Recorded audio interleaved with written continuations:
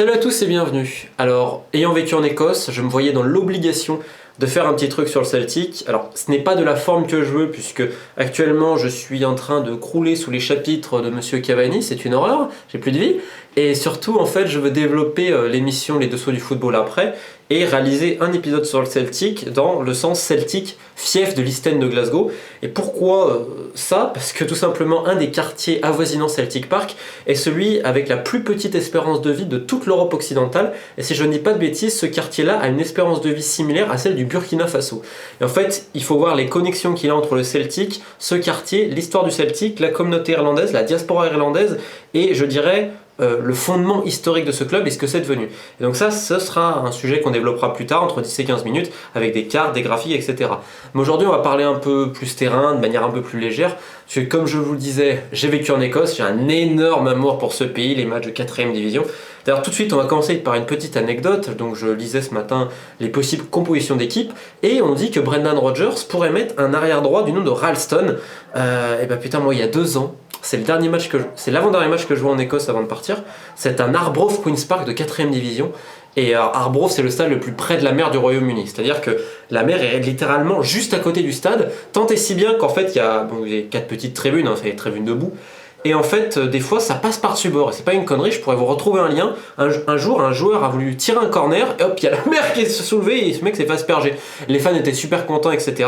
Et donc, quand il y a trop d'eau, enfin, quand ça passe, justement, les mecs d'Arbroath prennent un petit panneau, noté, boum, ils le posent, attention, sol glissant. Donc faut pas aller dans cette tribune-là. Après, t'as des mecs qui vont pour se faire mouiller, bon bref.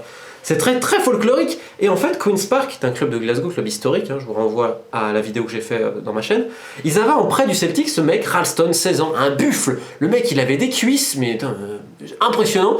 Et vraiment, j'étais juste à côté. Et j'avais dit, lui, il a vraiment du potentiel, quoi. Il avait 16 ans, je crois. Et 2 ans plus tard, on dit que peut-être il serait titulaire face au PSG, alors que le mec, il jouait face au mec mal dégrossi de Arbroath, quoi. Il y a quand même un côté un peu surréaliste. Mais est-ce que justement, cette équipe du Celtic, elle est contaminée par les blessures, notamment dans l'arrière-garde, tant et si bien que lors des qualifications pour la Ligue des Champions, ils ont été obligés de faire reculer le milieu israélien Nir Bitton, qui est tout sauf un défenseur, les amis. Il a à peu près la combativité de Pastore. Donc vous imaginez en défense centrale, c'est quand même moyen. Alors évidemment, il est très grand. Techniquement, moi je trouve que c'est un super joueur. Je trouve que c'est un excellent milieu de terrain. Avec Rodgers, c'est vrai qu'il joue un peu moins, mais il a vraiment des qualités.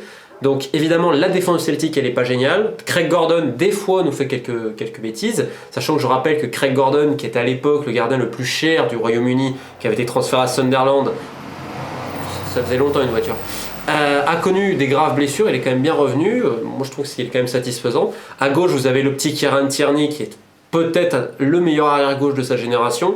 Alors, peut-être pas forcément exportable ailleurs du Royaume-Uni vu sa mentalité et son style. En sélection, il peut même jouer à droite, il peut jouer en défense centrale, très très bon. Et le Celtic, évidemment, c'est une équipe, vous allez me dire, mythique évidemment. Mais pour eux, la Ligue des Champions, c'est la condition sine qua non pour survivre. Je m'explique. C'est-à-dire que l'effectif, comme vous le voyez, là, il est plutôt pas mal avec un entraîneur que je trouve qui a des vraies idées de jeu, qui va pas céder à des principes chers, qui n'est pas capable de cynisme pour gagner. Et je trouve ça encore très rassurant aujourd'hui. Et Brendan Rodgers, je pense que dans les managers britanniques, qui a autant d'idées de jeu pour faire progresser ses joueurs individuellement et dans une démarche également collective, j'en vois pas beaucoup. Eddie Howe, c'est pas mal. Mais sinon, Rodgers, pour moi, c'est un des tout meilleurs aujourd'hui au niveau britannique. Et donc, ce qu'il a fait avec plein de jeunes, c'est incroyable, avec le petit Tierney, avec Dembélé devant, avec beaucoup de choses et beaucoup de travail, mais surtout beaucoup de psychologie, d'intelligence et de finesse, ce qui manque à beaucoup de managers. Et surtout, il est obligé de faire ça parce que le Celtic a un budget de D2 anglaise, à cause des droits TV du football écossais qui sont rachitiques. Et en fait, tout ça s'explique depuis la faillite du diffuseur irlandais Setanta au milieu des années 2000. C'est ça qui a foutu dans la panade le foot écossais, avec en même temps la montée, on va dire, fulgurante des droits TV en première ligue, qui a cannibalisé tout le reste. Donc le Celtic, je crois qu'il y a 2 ans, ils ont reçu 4 millions, 3 millions et demi, 4, oui, pour une année de droits TV. En comparaison, le dernier de première ligue, il en touche 120. Donc voilà, ça vous donne un peu une idée. Et même pour un club de Ligue 1, ils ont moins de budget, le Celtic.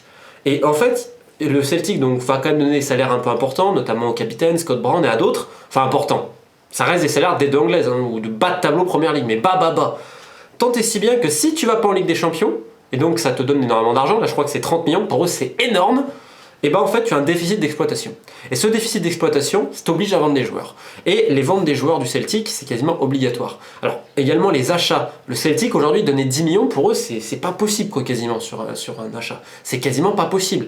Quand tu vois par exemple, on va dire un autre club qui a un public qui est reconnu, tu prends par exemple Marseille et le Celtic, mais quand tu vois le potentiel d'achat qu'a Marseille comparé au Celtic, quand tu compares les deux équipes dans leur manière d'essayer de jouer et de faire quelque chose en Europe, c'est là où tu te dis putain que certains clubs ont plus de moyens mais ils font n'importe quoi. Parce que ce Celtic l'année dernière en Ligue des Champions, certes a été éliminé en phase de poule, mais a quand même essayé de jouer, ce qui changeait des années d'avant, et on le doit à Rodgers. Et également un effectif qui je trouve est bien construit, qui se base donc sur une défense, je dis peut-être un peu brinque-ballante, avec Lustig, qui est un peu un des historiques, le Suédois, qui techniquement il fait pas rêver, mais c'est un combattant, c'est quelque chose, il a un bon aspect tactique aussi. Et en fait, Rodgers joue là-dessus, joue sur quelques historiques, donc tu as Lustig derrière, qui représente à merveille ce Celtic, et tu as surtout le milieu de terrain Scott Brown, qui est le capitaine, donc depuis, je crois que ça fait 10 ans quasiment qu'il est là, hein, parce qu'il a été formé à Hibernian, c'est un mec d'Édimbourg, et c'est vrai que jeune, alors lui, comme me disait Guillaume Beuzelin, qui a joué avec lui, donc à Hibernian, il me disait, un jour on le voit avec les cheveux violets, le lendemain il se rasait, enfin voilà, c'était Scott Brown, quoi. C'était un mec qui avait la gueule grande, ouverte comme ça de partout, il mettait des taquets. Alors, vous allez me dire, il n'a pas tellement changé. Il y a 2 ans, je crois qu'il avait marché sur Neymar, il avait pris un rouge. Mais c'est Scott Brown, c'est que je me rappellerai toujours de Écosse-Italie, c'était pour les... Quand McFadden avait marqué contre la France il y a 10 ans, donc pour les qualifs à la Coupe du Monde ou l'Euro, j'ai un doute. Et je me rappelle que Gattuso après le match avait dit que l'autre l'avait rendu fou, quoi, tellement il lui avait arraché les mollets, quoi. Ça c'est Scott Brown. Alors il est toujours capable de péter un plomb, même si ça s'est calmé. Je vais vous donner une anecdote pour vous montrer à quel point le Celtic a besoin de ces joueurs un peu fous. Ça remonte en sélection donc. Pour un Pays-Bas-Écosse, ils avaient perdu 3-0 je crois l'Écosse, et ils étaient revenus, et à l'époque tu avais le capitaine des Rangers, Barry Ferguson, et le gardien des Rangers, Alan McGregor. Et donc Brown et Ferguson jouaient tous les deux ensemble, ils s'entendent plutôt bien en dehors du terrain, alors que sur le terrain, dans les derbies, ils se mettaient minables. Et en fait, là pour le coup, ils se sont mis minables à l'alcool, mais ils ont picolé comme d'herbe avec d'autres joueurs. Et donc à 7h ou 8h du matin, ils sont toujours les trois en train de picoler. Et Brown est tellement KO, il prend une tondeuse et il rase McGregor et il se rase. Et il va se coucher, je crois, à 8h30 du matin. Et le sélectionneur sort, je crois, à 9h. Et il voit Barry Ferguson, le capitaine de l'Écosse et des Rangers, en train de siroter de la vodka au bar. Donc ce qui a poussé le départ de Ferguson en sélection, etc. Et Brown n'a rien eu pour une demi-heure. Mais ça vous situe un peu le côté un peu fou de Scott Brown, qui, comme je dis, s'est bien calmé, qui techniquement, je le trouve assez propre, même si des fois il va faire des erreurs. Mais c'est surtout un mec qui met une intensité, mais t'as rarement vu ça. Alors j'annonce, si c'est pas embrouillé en 5 minutes avec Mota ou Verratti, il y a problème. Mais voilà, c'est ce mec-là qui fait aussi le charme du Celtic, parce qu'autour de lui, ça fait progresser les autres, notamment aux entraînements. Tu prends un Moussa Dembélé, s'il a autant progressé, c'est parce que derrière, il y a eu Scott Brown. Scott Brown, c'est un mec aux entraînements, on doit gagner. Non mais, tu peux pas faire match nul au Celtic, tu dois gagner tout le temps. Et donc c'est pour ça que t'as un Français à côté, Encham, je pense que justement ça peut aider. T'as Rogic qui est un milieu offensif, qui a une énorme patate de loin. T'as Sinclair qui joue tout seul sur son côté, donc en championnat ça passe parce qu'il est au-dessus, en Ligue des Champions je demande à voir. T'as Roberts qui est prêté par Manchester City pour la 2e année, qui est pour moi un superbe joueur, et t'as Leg Griffiths devant qui a... Alors lui aussi, lui c'est un symbole du Celtic quelque part, de ce Celtic moderne, parce qu'il est complètement taré. C'est-à-dire c'est le mec, pour provoquer les fans adverses, il va attacher les charpes du Celtic au poteau, mais c'est un mec pareil, c'est un mec de Hibs, donc un club d'Édimbourg, il est fan de Hibs à tout prix. C'est-à-dire qu'il allait avec les fans chanter quand ils jouaient, etc. Voiturette de golf aussi. Il allait boire avec eux, il allait chanter des trucs. Bon, c'est Leg Griffiths. C'est un mec, il est un peu incontrôlable, des fois il va grossir, des fois si. Mais sur le terrain, il a un vrai talent. Même si c'est un peu une tête de cochon parfois. Et donc ce Celtic-là, il a un côté très attachant, je trouve. En plus, l'effectif est bien fait, puisque tu as des mecs comme Stuart Armstrong, tu as des mecs comme je vous ai dit, James Forrest. Bon, lui, pour moi, c'est un peu un tout droit, mais il a quand même aussi quelque chose. Mais on va dire, toi, c'est garni avec les moyens qu'ils peuvent avoir. Et donc, ça, c'est très très bien, parce que ça change des dernières années où l'effectif était complètement brinque-ballin. Là, derrière, quand tu as Sviatchenko et Simonovic, donc ça va, tu as une défense quand même assez correcte, mais là, bon, il y en a qui sont blessés, d'autres pas, donc on verra l'équipe alignée ce soir. Mais après, évidemment, je vais terminer cette vidéo en parlant de Celtic Park, parce que tout le monde en parle, c'est vrai que c'est un mythe, on l'appelle le Paradise. Je trouve qu'il y a une vérité dessus, parce qu'en fait, quand tu vas à Celtic Park, comme me disait John Collins, c'est comme une vague qui t'emporte. Alors cette vague, évidemment, elle n'est pas aussi véhémente et aussi vrombissante qu'il y a quelques années. Je rappelle que la majorité des stades, notamment en Europe, c'est quand même complètement aseptisé, Celtic Park compris. Avant Celtic Park, dans les années 80, on l'appelait The Jungle, donc je vous laisse imaginer aussi. Mais il y a la Green Brigade qui est un groupe ultra, ce qui est quelque chose de très très rare au Royaume-Uni. Normalement, t'as pas de groupe ultra. T'as notamment ceux de Crystal Palace, les Home State Fanatics. J'ai été à Crystal Palace il y a aussi quelques années pour un match de D2 contre Hull. Un mardi soir, c'était magnifique. Mais la Green Brigade, putain, la Green Brigade, les enfants.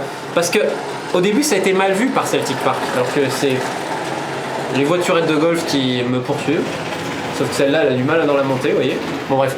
La Green Brigade, en fait, quand ils sont formés, Celtic Park comprenait pas. Dans le sens, ils se demandaient si c'était pas des Hulls, parce que autant les Rangers, les cultures de la baston, ils l'ont, autant Paradise, moins les Hoops. Donc il y avait des chants, même à la grande époque de hooligans, en disant fuck off casuals, fuck off casuals. Donc on veut pas de hooligans à Celtic Park. Et donc la Green Brigade a dû donner des prospectus, etc. pour dire mais non, on n'est pas des Hulls, on est des Ultras, c'est différent. Et c'est vrai que la Green Brigade est super connue, ils font des tifos, après ils vont utiliser un peu des fumigènes, alors ce qui fait toujours, attention, on a l'impression qu'ils ont tué quelqu'un, mais bah, évidemment tout le monde sait que la Green Brigade et tous les fans du Celtic, quand ils vont à l'extérieur, c'est quoi? C'est on va boire des canons, on va fraterniser, etc.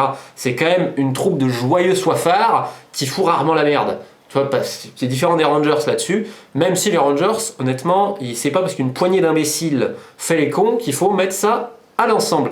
Et donc, évidemment, la Green Brigade va chanter, que ça soit Hail, Hail, the Celts are here. Ça, c'est un chant que j'adore, parce qu'ils ont un répertoire très très très varié. Autrement, ils vont faire la reprise de I Just Can't Get Enough, You Never Walk Alone, etc. Mais ils ont aussi leurs chants personnels qui sont très très très beaux.